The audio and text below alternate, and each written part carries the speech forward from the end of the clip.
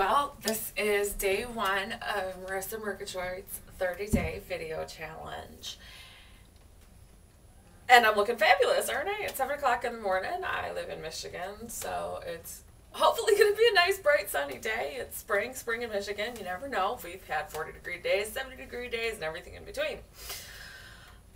Just got up not too long ago. Not much of a morning person, never really have been, but I kind of had to adjust the last several months because I went from working for myself for 8 years to working in an office, and now I'm trying to make the transformation back to working for myself. You never realize just how wonderful it is to be your own boss until someone else is your boss. And don't get me wrong, I love my job, I do. It's just not really for me. My life is undergoing massive changes right now. My son is moving to Las Vegas with his biological father in June. My husband just Sunday moved to Indiana for a job, and that's one of my big huge incentives for working for myself again, because my office job is too good to just give up and move on the chance of something else at this point in time. But I really missed my husband. The last few days have been really hard without him. I'm wearing his t-shirt. I wore it to bed because I miss him so much. My business. The last month I've taken part in the Ultimate Blogging Challenge, and part of that has been a lot of personal growth for me, a lot of focusing, a lot of figuring out what I want to do, what my business is going to be. And I had a whole lot of ideas in my head, lots and lots of ideas in my head. And ultimately, what life, the universe, God, whatever you want to call it, however you want to phrase it, is pushing me towards is back to intuitive life transformation coaching. And what that means is I've been a tarot reader for many years. I started reading tarot when I was about 13. No, I take that back. I started reading playing cards when I was 13. It evolved into reading tarot cards, runes, fairy oracles, various other divination systems. And I do it not so much in a what's the future hold for me sort of way, although that does pop up every once in a while. And I'll tell you what, I got some stories about some predictions that came true that are kind of creepy. But mostly it's about life transformation. It's about, what does today hold for me? How can I prepare for this? How can I deal with this situation that I'm going through right now? What can I expect to come from that? Is it what I want? And if it is what I want, how can I make it happen faster? And if it's not what I want, how can I prevent it? And so that's what I'm going to be focusing on, is getting out there and finding people who need my help to help them gain clarity and insight into their lives. And transformations, lots and lots of transformations for me. As I said, my husband has moved to Indiana.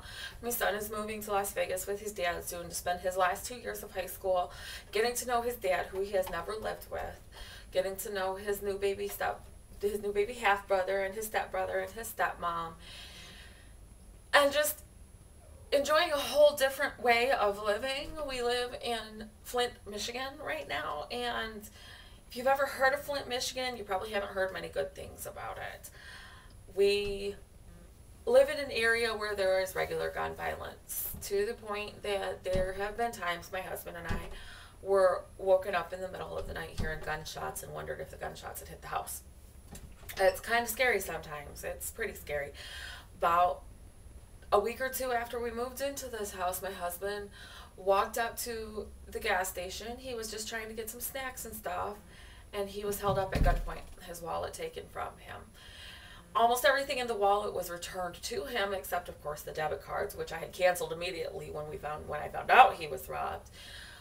But it's really scary knowing that someone would rob you 3 blocks from your own home. Makes you really uncomfortable, which was one of the pushes for my husband to move to Indiana when his aunt told him she could get him a job down there. And it's one of my pushes for wanting to move to Indiana myself. I'm here until my son moves to Las Vegas, and then I'm out. I'm gone. I can't do Flint anymore. I was born and raised here. I love Flint, but it's just not for me anymore. And that's part of the transformation. Transformation means looking at where you are now and saying, does this work for me? Where I am now does not work for me at all. It hasn't been working for me for a long time, but I've been kind of ignoring it. We have a tendency to ignore that push to get out of where we are because where we are is comfortable. Where we are might not be the best place. It might be depressing, it might be sad, it might be scary, but it's comfortable. It's what we're used to, it's what we know. And change is scary. And there's been a whole lot of change in my life. A whole lot of change in my life lately. So, this is part 1 of my day 1 video. I'm going to pause for a moment, get myself ready for work, and then I'm going to continue with part 2.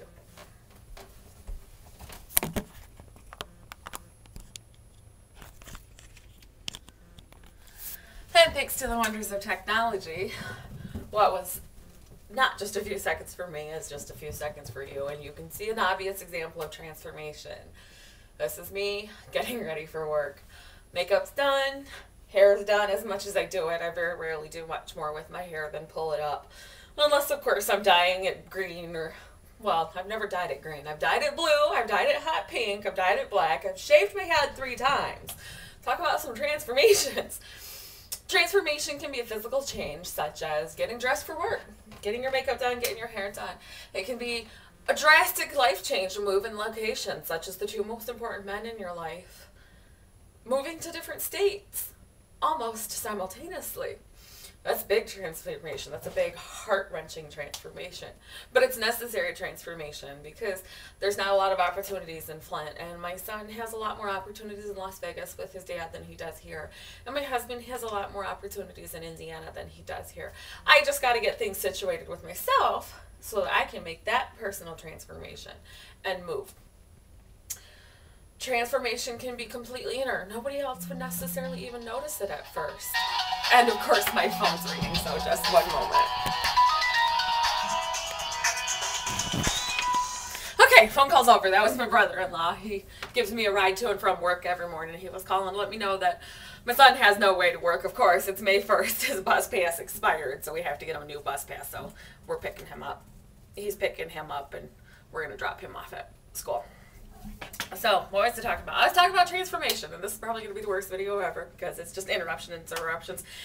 And I don't know if you can hear the purring and whatnot, but my camera is on a shelf because I don't have a cameraman today, and my cat is sitting underneath on a shelf below, purring and dancing and chirping and trying to get my attention. I have 3 cats. I have a beautiful calico, I have a beautiful tiger striped, and I have a beautiful black cat with a little bit of white under her chin. I'm a crazy cat lady. Okay, transformation. Let's get back to transformation.